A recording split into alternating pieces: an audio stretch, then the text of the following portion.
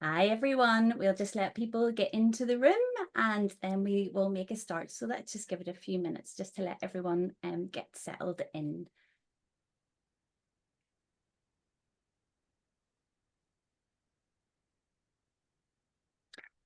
Okay, so hello everyone and welcome to the fourth webinar of our six-part webinar series in partnership with the Mid-Southwest Economic Engine, Carbon Fit and Innovate UK.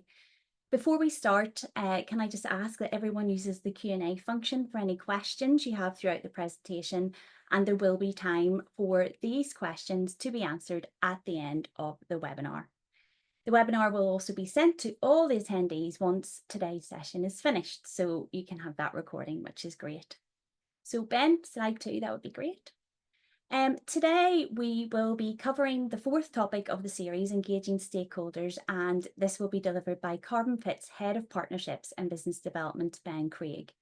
These webinars are part of the Net Zero programme, which is well underway in partnership with the ABC Council, Mid-Ulster and Fermanagh Omagh Council with Carbon Fit.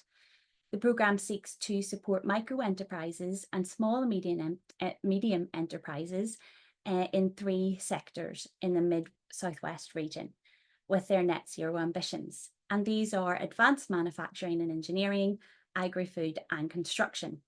The 3 avenues of support available include breakfast meetings, webinars and one-to-one support with Carbon Fit.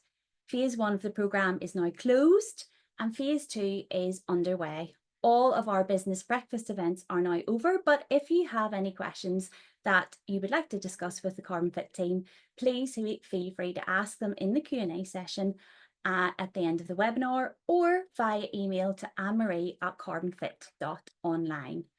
Next slide, please, Ben. The 6-part webinar series will cover the 6 topics of number 1, what is net zero, understanding the basics of net zero, carbon audit, assessing carbon footprint, setting targets, setting net zero goals and targets, engaging partners, engaging stakeholders and building partnerships, renewable technology, implementing sustainable practices and technologies, and continuous monitoring, reporting and continuous improvement. And each of these 6 topics are set to create a building block approach to guide businesses through better understanding of their current baseline.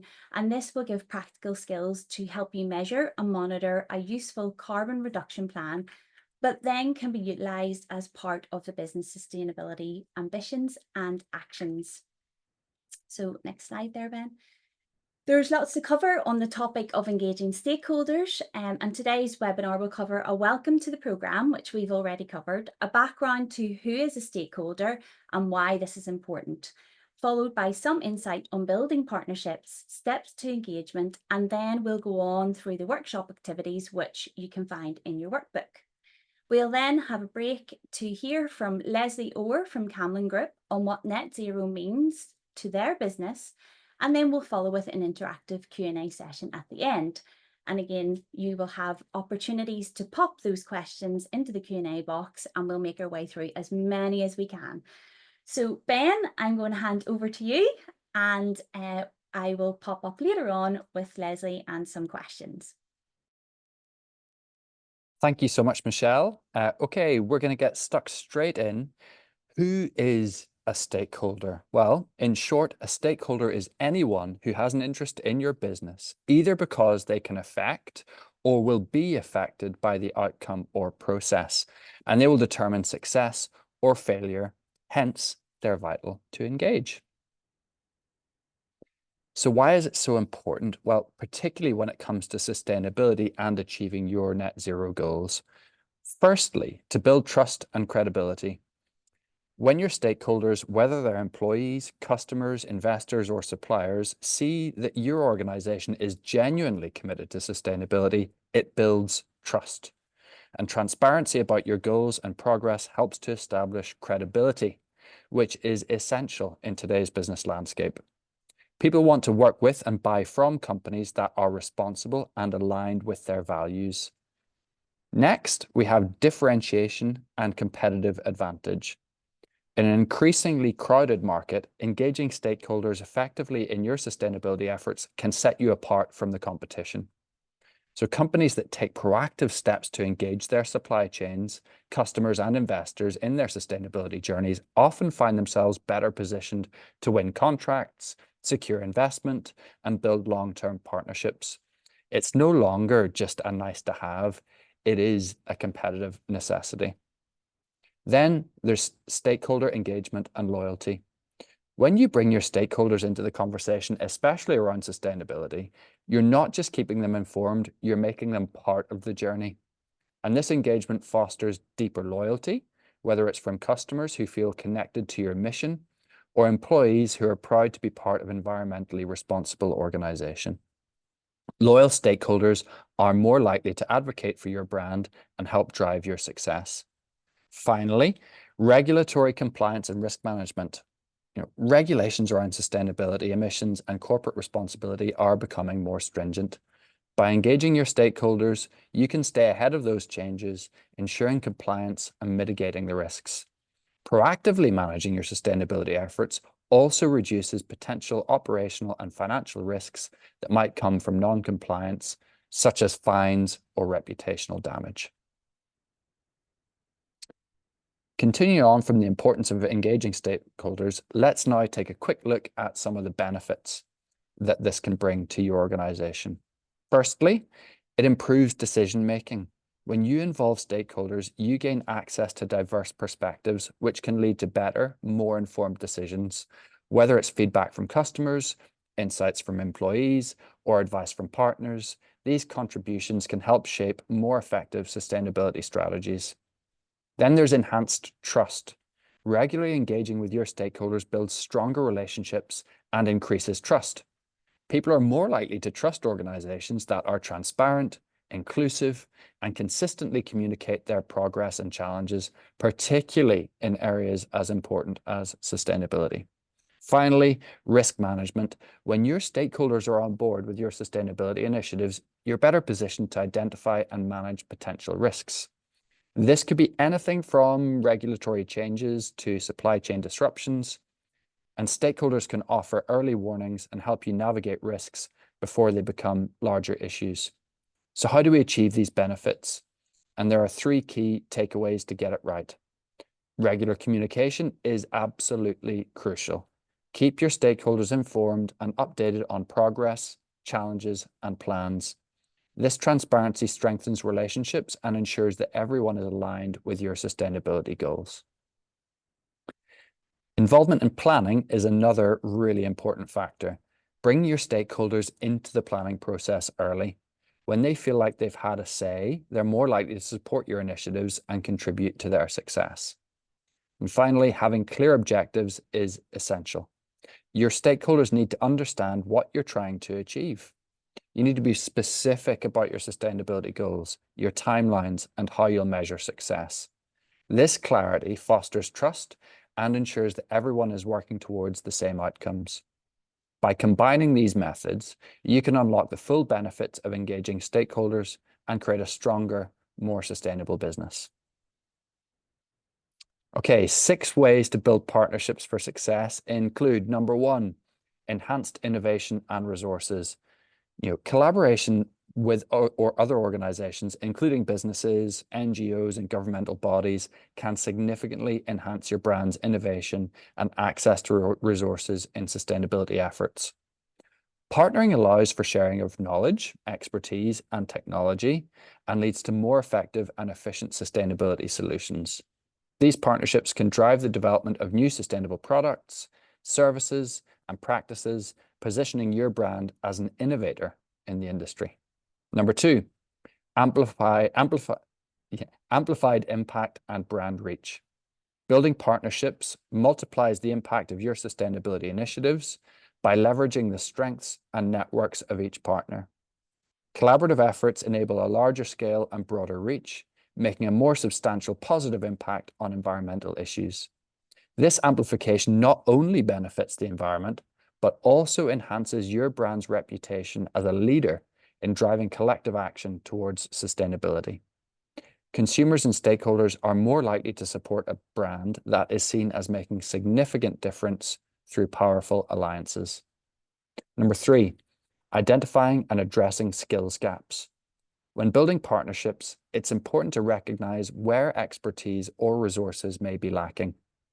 By identifying these gaps, you can seek out partners who complement your strengths, bringing in the skills and knowledge needed to achieve your sustainability goals. This collaborative approach not only accelerates your progress, but also strengthens the capabilities of all partners involved. Number 4, shared risk and cost efficiency. Achieving net zero goals often involves substantial investment and inherent risk. By engaging in partnerships, your brand can share the financial burden and risks associated with large-scale sustainability projects. Cost sharing makes ambitious projects more feasible and manageable, while also spreading the risk across multiple entities. This collaborative approach can lead to more sustainable financial planning and risk management, ensuring the long-term viability of your sustainability initiatives. Number 5, strengthened credibility and trust. Working with reputable partners can enhance your brand's credibility and trustworthiness. And when consumers see your brand collaborating with respected organizations and adhering to rigorous sustainability standards, it reinforces the authenticity of your sustainability claims. Transparent communication about these partnerships and joint efforts reassures stakeholders of your genuine commitment to sustainability, strengthening your brand's reputation and fostering loyalty. And number 6, go further together, creating mutual benefit. Strong partnerships should be about creating value for everyone involved. And by working closely with stakeholders who share your sustainability vision, you can leverage each other's strengths and resources to achieve greater impact. This kind of collaboration fosters innovation, drives more efficient solutions, and ultimately leads to a long-term success that benefits both your business and your partners. Now, I'll talk you through the next 5 steps to engagement. Number 1, you've got to identify who relevant stakeholders and types are. What are their objectives? You've got to then analyze their resources. You've got to put together a plan, how to conduct engagement process and what the message will be to each stakeholder. Number 4, you got to put a plan in action and also react and learn from stakeholders. And number 5, you got to go to the review stage. Examine what we've learned so far and apply what you've discovered to improve your process. And this very important stage is to ensure full engagement is achieved and to consider any gaps that there might be.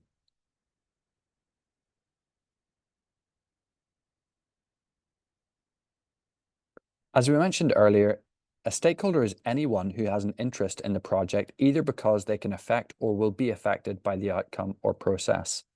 As such, there are various types of stakeholder which may be applicable to your organization.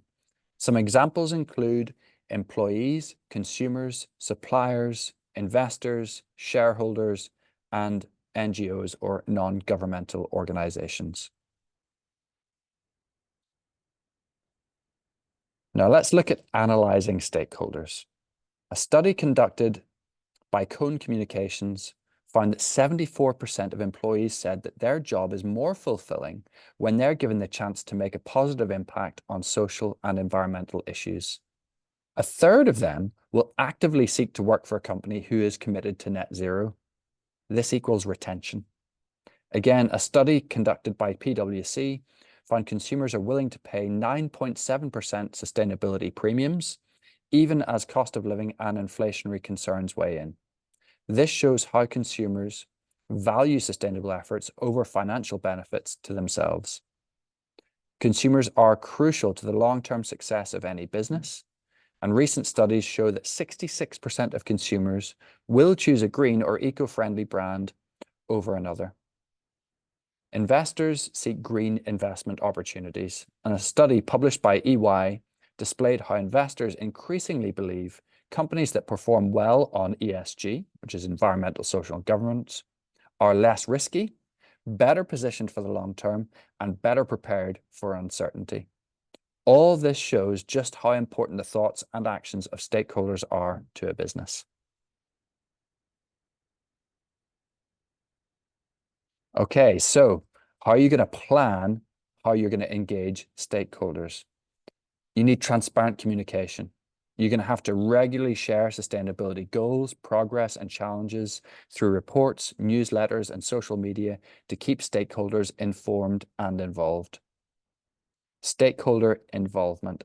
You need to invite stakeholders to participate in sustainability initiatives, such as focus groups, workshops, feedback sessions, and you need to ensure that their voices are heard and, very importantly, considered.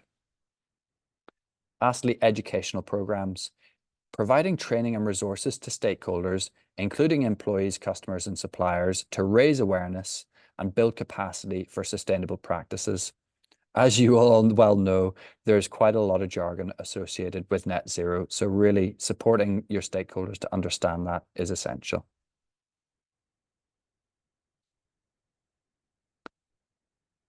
Next, we have collaborative partnerships. These, it's important to form those kind of partnerships with the likes of NGOs, industry groups, and other organizations to leverage expertise, share best practice, and drive collective action on sustainability issues. Incentive programs are also really important, developing and implementing these kind of programs that reward stakeholders for adopting sustainable practices and contributing to sustainability goals can be really effective. And finally, sustainability reporting.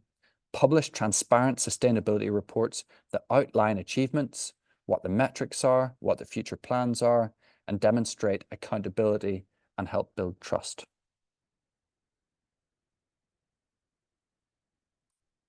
Number 4 on our list is ACT.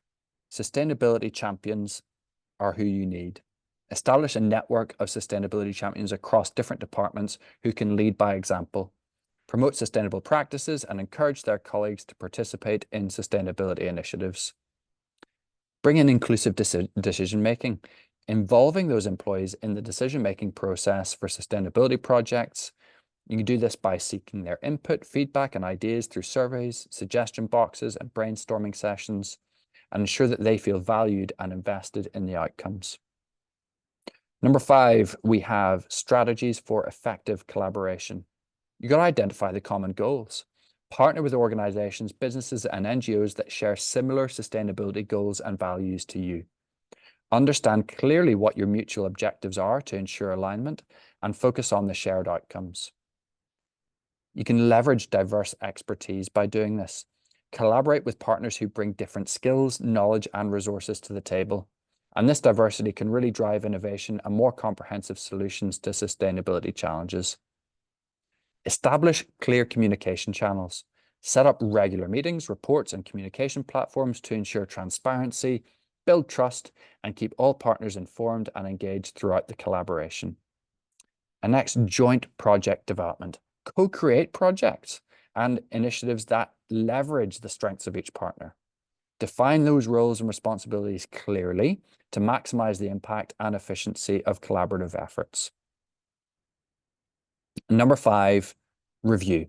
It's important to consider all the previous 4 points, and in that feedback review, ask yourself, do you align with your consumer and client expectations? And then ask yourself, what type of engagement worked well and what didn't? Then consider what changes will be made to address these concerns and conduct a gap analysis where any stakeholders missed in the initial engagement, reformulate the plan, and improve. Okay, we're going to take a very quick look at your activity book.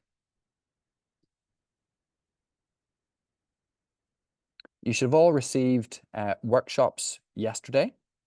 And so we're going to take a quick look through what the task is with this particular webinar. And the first thing that we want you to do, and you see it on the screen here, is you've got a little spreadsheet and it's got 3 columns in it. Firstly, you want to identify who are the stakeholders that you want to engage with. These could be employees, suppliers, customers, but it's all related to sustainability. Once you've figured out who they are, then you need to start to understand them. What are their needs? What are their concerns? What are their expectations? And then you need to communicate to each of those different groups, and they might want to receive things in different ways. So note down for each different group, is it emails? Is it meetings? Is it phone calls? Is it something face-to-face? You need to work through that for each different group on that list. And that's really going to help you to understand, what are the different needs and what are the different ways in which you can access each stakeholder. Once you've done that, you're going to then flip on to think about, how do we actually develop, an education plan for employees, for example. So, a simple little Gantt chart here, you could look at, maybe engaging them in looking back at this webinar series, for example. You could do that across the quarters of the year, one webinar per quarter and continuing on, and just getting those trainees to, employees to go through that process, going to be really, really useful. But the important thing is work out what are you going to do and when are you going to do it. Next, we're going to move on to creating some educational materials. A great way to kind of, follow up with that educational program is to then, test that. You could, maybe conduct a carbon literacy quiz, and we've got an example one of those for you to look at. And then you want to start to engage them. How are you going to, take things forward with that group of employees, and who would be the ideal people to bring together? Who is the most engaged through that education process? Perhaps they're the people that you want on your green team. And then you're going to want to think about what has been brilliant over that period of time. This is your opportunity to share the success and the examples of employee engagement and sustainability, so that you can gather more people and you can really affirm those people's efforts through the process. So you can note those down in your workbooks. And then, of course, we want to review, what's been the effectiveness of all of that, and have you done everything as part of this? So you've got a little checklist there to go through at the end and review and ensure that you're moving onwards. So that's your workbooks. I'm very happy to hand over now to Leslie Orr from the Camlin Group for a case study. Leslie.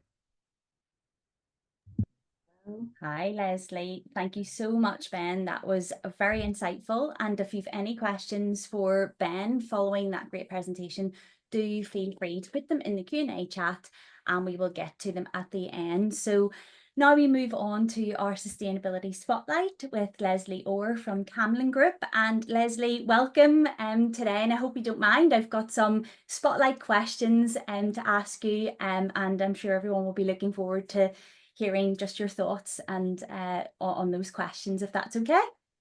Yeah, absolutely. I wish I'd been able to listen to Ben's presentation before we started on our journey a few years ago.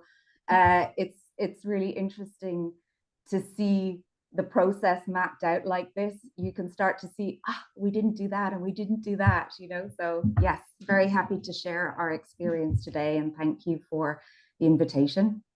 That's brilliant. So Leslie, maybe you would tell us a little bit about yourself and your role within the Camlin Group. Sure. So I've been at Camlin Group now for 6 years. Started out more working in CSR and communications, and that evolved a couple of years ago into a full-time sustainability role as we created a new sustainability strategy. So the idea with this role was to really drive impact and embed sustainability across Camlin Group. So, yeah. Wow, exciting. So exciting role. And how has Camlin Group approached engaging both internal and external stakeholders in its sustainability and net zero strategies? So I suppose when we started out, at the time, we were looking for a lot of free resources around how do we do this. And so we initially decided we would align our sustainability strategy with the UN Sustainable Development Goals.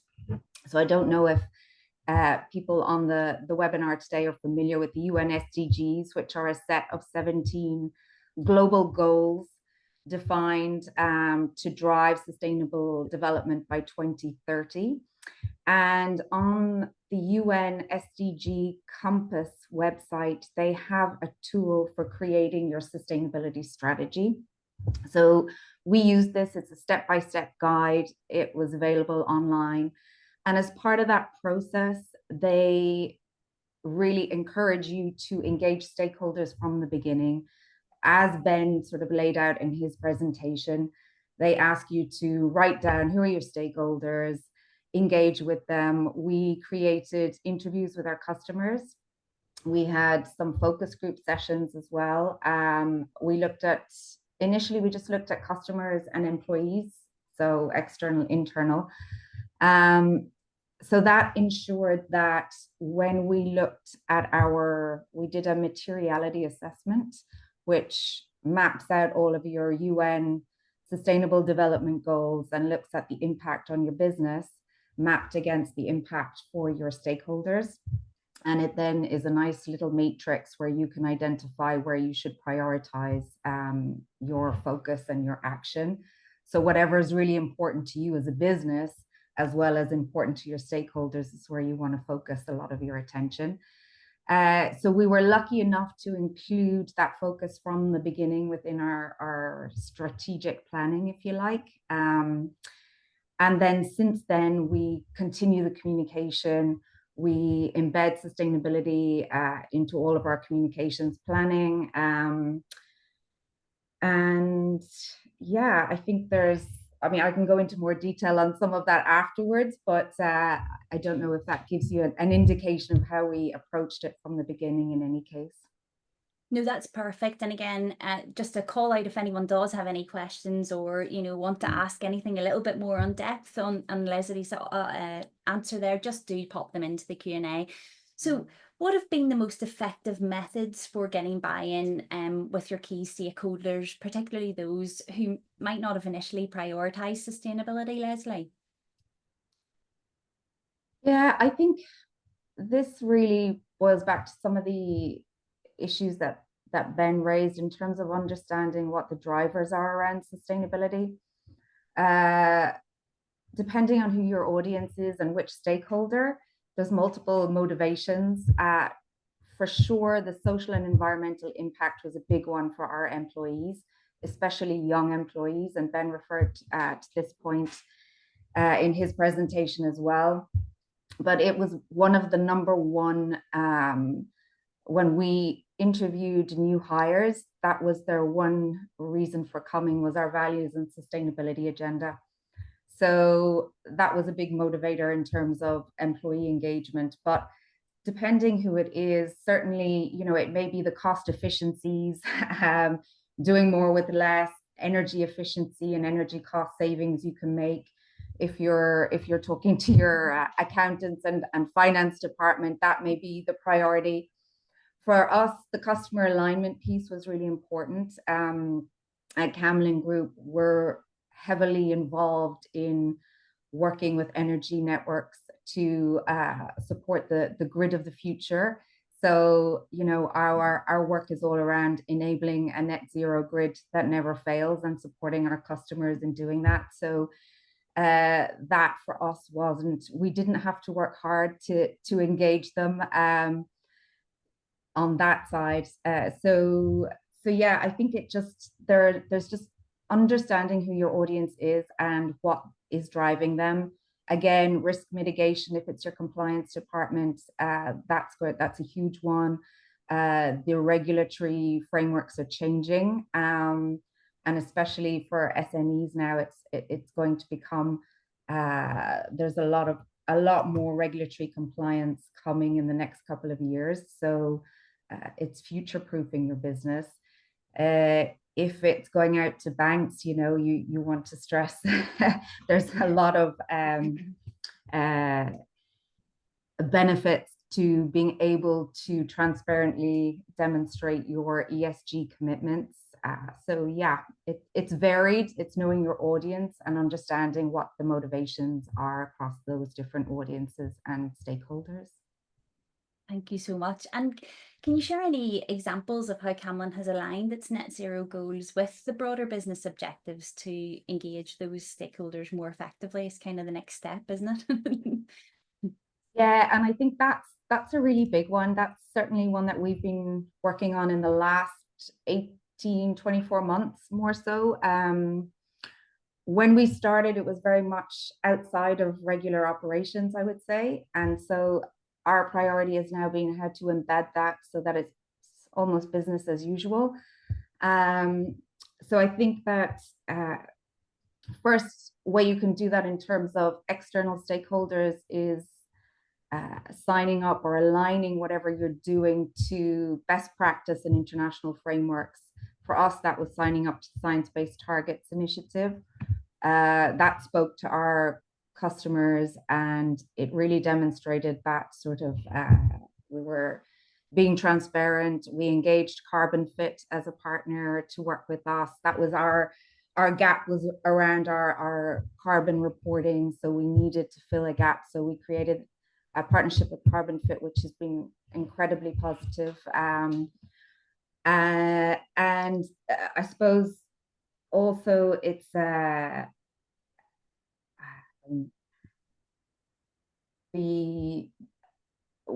moving on to sort of managing how you embed it into your structure in terms of your operations. We also have a set of OKRs, objectives and key results.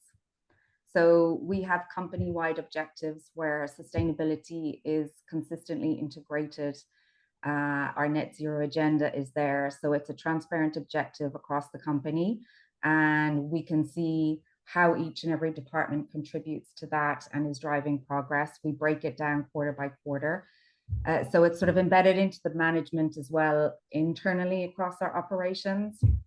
And then also internally, we drive one of our key sort of pathways to net zero is around mindset and culture and driving a sustainability mindset and culture across the organization. So from that perspective, we have created a green team. And this year we have rolled out a training program around sustainability across the business. Some of it is online. And then we also partner with Carbon Fit to do some carbon literacy training on site with specific teams as well. So those are just a couple of areas that we focused on to sort of, I suppose, embed it across the business and align it with the wider business agenda. Yeah, and of course, with all that's going on and lots happening, what challenges have you encountered in driving engagement around net zero targets, and how did you overcome them in the Camlin Group? Yeah, I think I would say it's less ideologically, people are very much aligned. There's been no challenge there. People want to do this in terms of internally, the engagement has been very high. I would certainly say externally as well. But I suppose it's just once you start implementing day to day, it's an additional task, right? So it's how do you overcome ultimately there's a certain number of people in your teams and then you're just adding additional tasks. I think that's where the challenge we found, and that's where we've tried to sort of embed it as business as usual, and that's taken a little bit longer, I think, than we had hoped. So we were probably a little bit too ambitious initially, and now we're trying to, okay, it's a journey, that's okay. we will get there, but that's where the training and mindset comes in, and also linking, understanding that this is part of it's part of who we are, it's part of our identity. At Camlin, our purpose is to engineer better futures. So sustainability is about demonstrating how we're fulfilling our purpose. So it's consistently creating that story, it's bringing people along, and it's communicating about progress as we go. But it can still be challenging. It's still, because one of the areas is the more you dig deep, especially when you come to on your net zero journey, we're getting in deeper at the moment on scope 3 emissions and working with the supply chain. you know, that is actually the majority of our footprint, but we're only just starting to touch that now. So it's a constant, the journey keeps changing. So the challenges keep changing as well. And just as you solve one, you come up against another one. But that's okay. I think that's where the stakeholder engagement brings that innovation and creativity, because you're solving those challenges together. So yes, no, and you're right, it is a journey that's constantly changing and will be. And I think that acceptance helps the journey move a little bit quicker and a little bit more seamlessly. And how does Camlin ensure transparency and accountability with its stakeholders regarding its progress towards sustainability and net zero goals? So I think this is where your alignment to best practice frameworks and standards comes in. And I know Ben referred to this as well.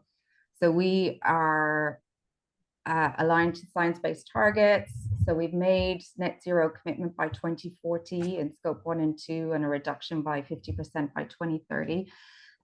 We have a carbon reduction plan, and we partnered with Carbon Fit to create that plan. So it's bringing in a third party, which adds that that validation, and it builds trust. So I think that's one way of doing it. I think that accountability is therefore enhanced, if you like, when you have a third party alongside you who has expertise and specialist skills that you may not have internally.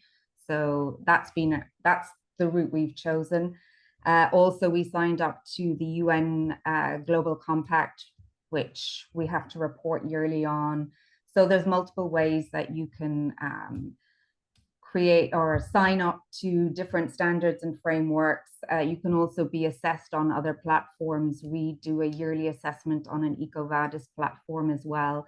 And all of these sort of benchmarking and international best practices will only serve to sort of build trust and build your credibility. And obviously supply chain partners are important. So how does Camlin Group collaborate with its supply chain partners to ensure that sustainability and net zero objectives are met through the value chain? So this is an area that we've just started focusing on. So we really, the first couple of years when we launched, we were really focusing on our data and reporting. That was our biggest gap. We know we have challenges on scope 3, so we're now trying to dig a little deeper and understand what those are. So we've been working with Carbon Fit, and then another SEDEX platform as well. We've signed up to do, we create risk assessments for all of our suppliers on the platform. Again, that is building a bit of hopefully trust and transparency. We get scored on their platform, and then we can identify where the risk areas, and we can work with our suppliers. If they're, for example, we have a risk around certain suppliers who are not capturing emissions at this point, we'll work with them to develop a plan to work on that. We hopefully will create those engagement plans early next year, and also roll out a training program with our supply chain. We did do a session where we invited our suppliers in and talked to them about our journey and what we want to do. So again, it was sort of setting the scene. But I think as well, it's important that you sort of space it out. We didn't want to scare anyone with all of these new regulations that are coming. We felt that from our customers as well. You know, we've had it kind of filters down the chain, and so we've had support from some of our customers as we've tried to integrate new net zero plans. And so we want to now do the same for our supply chain and provide support to do this, because ultimately we can't influence our scope 3 emissions without engaging the supply chain. We all need to work, to come back to Ben's point, collaboratively together to drive better impact across the board. So yeah, so it's one that I would say it's a work in progress. And in your experience, what role does leadership play in driving stakeholder engagement on sustainability? and how has Camlin's leadership team influenced this process? Yeah, I would say active leadership in this is essential. We ran a number of workshops around climate change and creating climate change strategy with our senior leadership team before we made the commitment, because we knew that we can't get anywhere until everybody's on board. So I would say that's a first essential step. And it's been very important all the way through, because it's not just a one action, it's continuous commitment. And actually the hard work starts after you make the commitment. So we have a constantly engaged senior leadership team who understand why this is so important, and are committed to seeing it through, even if we have discussions. It's not plain sailing. Ultimately, certain investments don't get made when we thought they might. That's okay. The commitment is still there, because your business is constantly changing. But I would say that in our case as well, having this role in sustainability full time is also driving that recognition at senior level on a daily basis too. So yeah. And do you have any advice for businesses who are just starting out their journey to net zero? Important one. I would say just don't be afraid to ask for help. I think that there's a lot of resources out there and a lot of support, and these types of initiatives like the one we're on today, there's a lot more happening now. It feels there's a lot of discussion, but there's a lot more support in terms of tools, in terms of different networks that are happening. I know in our local area in Lisburn, there's decarbonisation clusters in the industrial zone where we are. There's a lot of really interesting things happening at local level. So get involved, get the support you need, understand what you can do yourself and where you need that extra support, whether that's with partners like Carbon Fit or elsewhere. And be ambitious, but be realistic as well. It is a journey, and there will be ups and downs. So, but the most important thing is to start, and it's a business imperative now. If you want to still be standing as a business in 10 years, then this is vital. Thank you so much. That was so insightful, and I'm sure everybody got a lot out of that. Again, if you do have any questions, do pop them into the Q&A. We're just going to move into our Q&A section, if that's okay. Ben, if you would just fire that next wee slide up, there's just some emails on there. But I do have a few questions for you both, and hopefully you might jump in and be able to answer them. So what are the key challenges do you think businesses face when trying to engage stakeholders in their sustainability, and how do they overcome them? I know you've lent into some of the challenges that you faced, Leslie, but I mean, there's obviously lots of different sectors out there, and good to see what other challenges you're hearing about and that people are coming up against. I can just say from I was at a session a few weeks ago, and there was a lot of small and micro business owners there, and they were actually really struggling with some of this. I have to say, there's a lot of time involved in getting to understand what is net zero, what's it all about, what do the commitments mean, and so I think where there are, if they can access some further support, then I think that's one of the biggest gaps. I think is almost like a one-stop shop for a lot of this. If you go, I've done it myself, you look online, it's overwhelming the amount of resources out there. So which ones do you choose? There's a lot of, I suppose, platforms and so on that are, say, global sustainability platforms or net zero platforms. I would say look at what's around locally, because that's where you get the real benefit. Certainly from our perspective, working with Carbon Fit, that's why we chose them. They were local and we get that expertise, and that's also been a great partnership and collaboration that's opened up multiple other avenues for us. So yeah, I don't know exactly what other, maybe people on this call have specific challenges they're facing. I'd be interested to know those too, because I think this is a much, I think initially there was a lot of, everyone is talking about sustainability and making commitments and net zero, and it's great, but now it's the reality is hitting of, okay, we've done that, and now how do we actually do this day to day? And I don't know what if Ben feels there's similar questions out there. He's got probably more exposure than I have to all of the multiple sectors and different businesses, so he can add to that. Well, listen, I think you know, hit the nail on the head, Leslie. I think there is such a diversity of, where are people at on this journey and where are they coming at it from? And so I think, kind of going back to even, what we were looking at in the workbooks section, that first piece of kind of mapping your stakeholders to understand, well, who are these different groups and what do they care about? And actually doing the engagement piece to find out what they care about and validating that. And I know, Leslie, you did some of that as well as part of your journey you were talking about. It was, let's interview some of our customers. Let's have some of those focus group sessions to understand actually what are their needs. And in many respects, this is a lot like very sharp marketing. If you are engaging in a really, effective marketing campaign, it is absolutely about understanding the needs of your customer.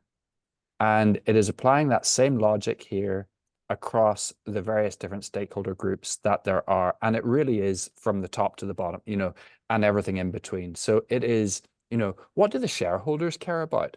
They're going to care about what return do they get and how at risk is the company. If it's the employee, what are they going to care about? How engaged am I? Do I feel like I'm working for a company that matters and that the effort that I put in delivers something that I care about and I feel proud of? If it is the managers, is this making my life easier or not?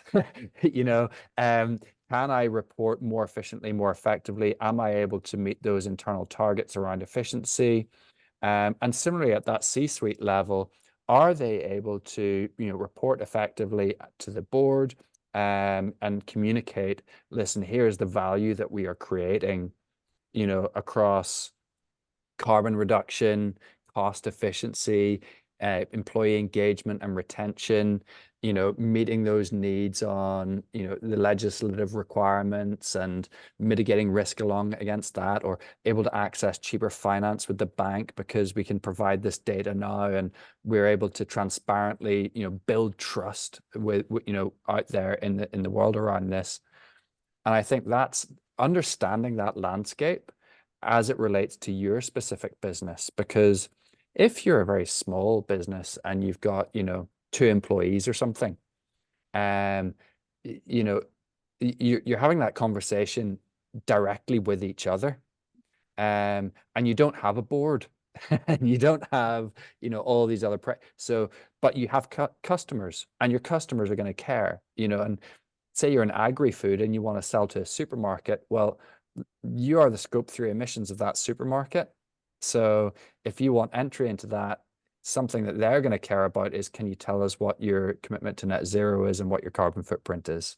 Can you do that quickly and easily? And if you're small, that's actually relatively easy to do. But if you're a medium company and you're maybe going for tenders and you're doing this, that, all of a sudden, now you need to be able to give a little bit more. Maybe it's, SECR reports need to be included in a, director's annual report, and you can make the accountant's life easier by providing that in terms of what you're doing. So it's really understanding these different perspectives. I think the key to that is mapping it and then understanding, what are those needs? How do you meet those needs and communicate value to each of them along this journey as it relates to sustainability? that make sense? Yeah, no, I think you're right, Ben. It's really pinpointing the different needs and aligning with that to really keep people engaged. And another question here, how do you measure the effectiveness of stakeholder engagement in driving sustainability initiatives, and what metrics should businesses focus on? You have some OKRs on that, Leslie, perhaps? Yeah. But on the engagement piece, we do track through the training, obviously, and we do have feedback after that.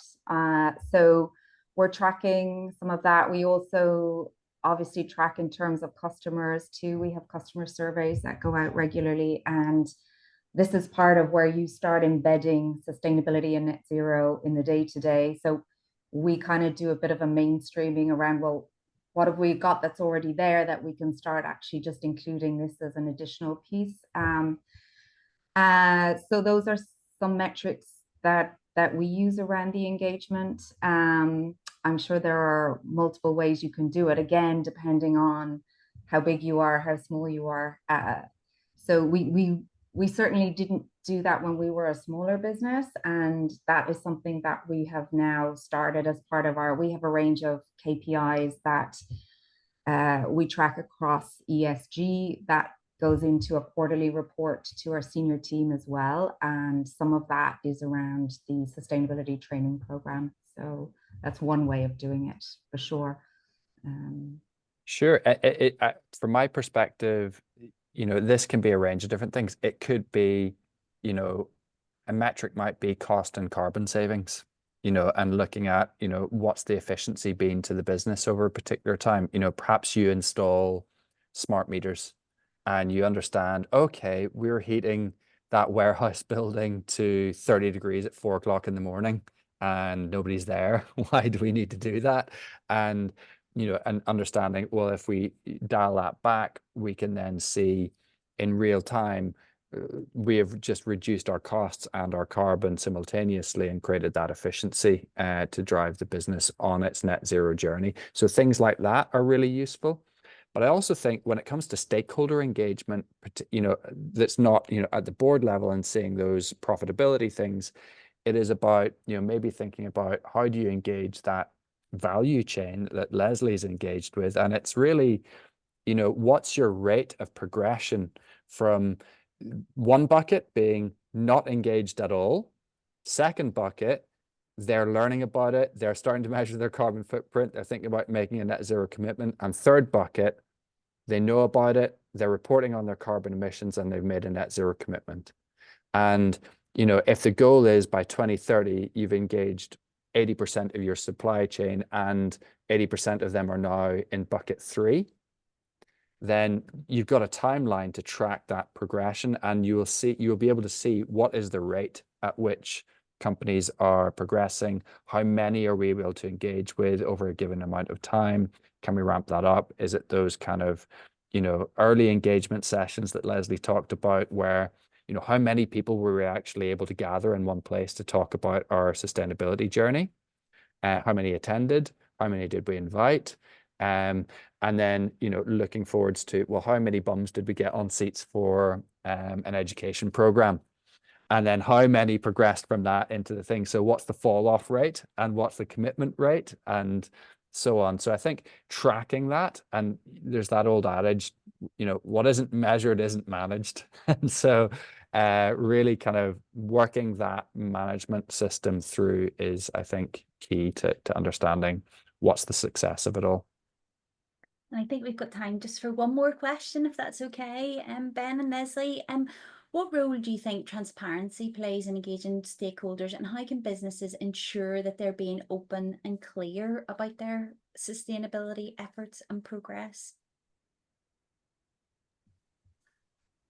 Yeah, I think this is extremely important, and I would certainly say signing up to the sort of best practice standards that are, or frameworks. There's multiple ones, and it may depend on what industry you're in as well.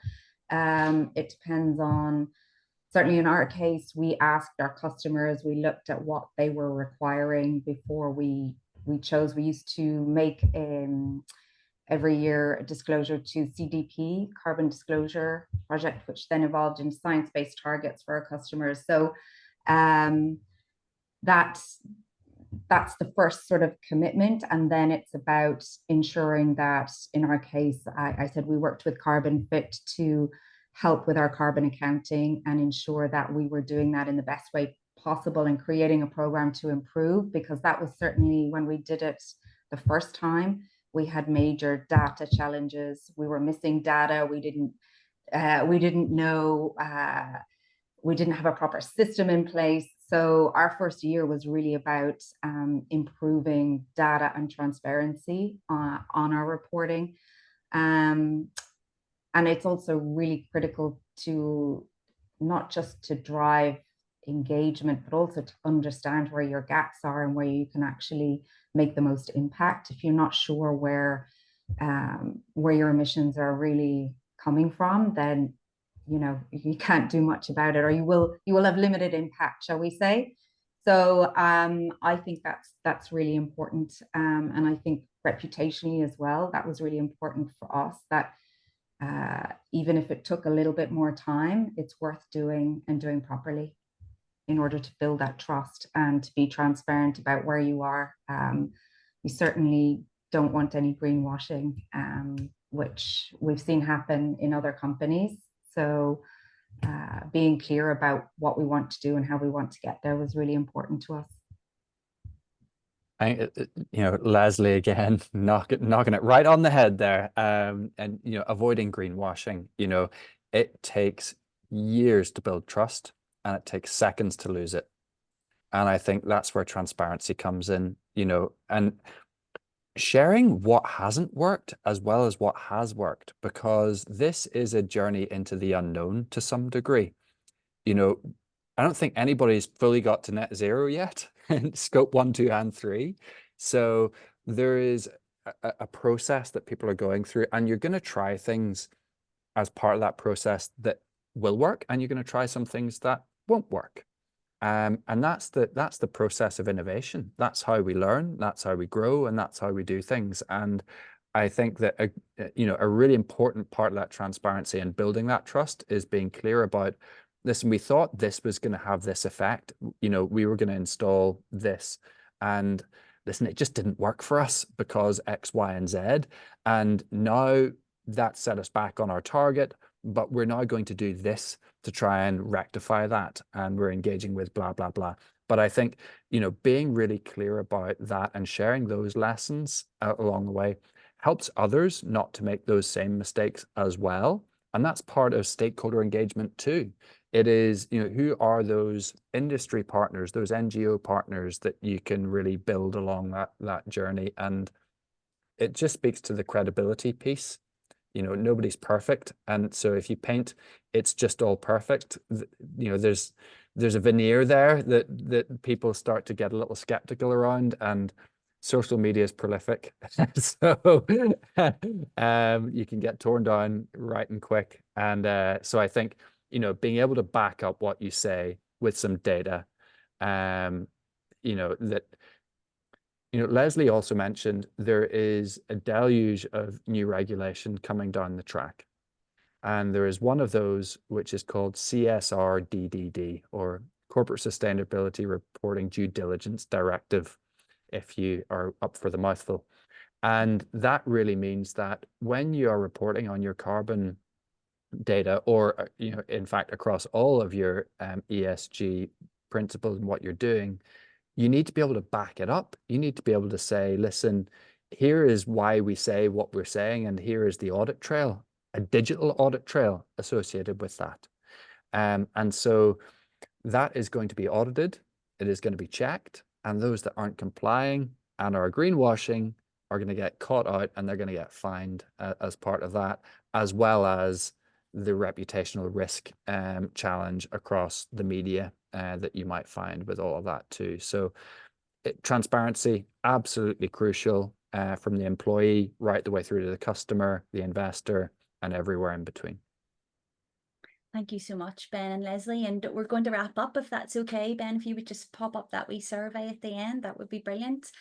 Just want to thank everybody for attending today. And if you would take the time to fill out this quick feedback form, that would be really, really good and really useful. And if you've any additional questions on the programme, you can mention them in this feedback form and a member of the team will be in touch. But thank you so much, Leslie. Thank you so much, Ben. It's been very insightful, and thank you for everyone for attending, and do fill in the little feedback form and put any queries or questions in there. Thank you so much, everyone, and we'll see you on the next webinars. Thank you. Thanks. Bye.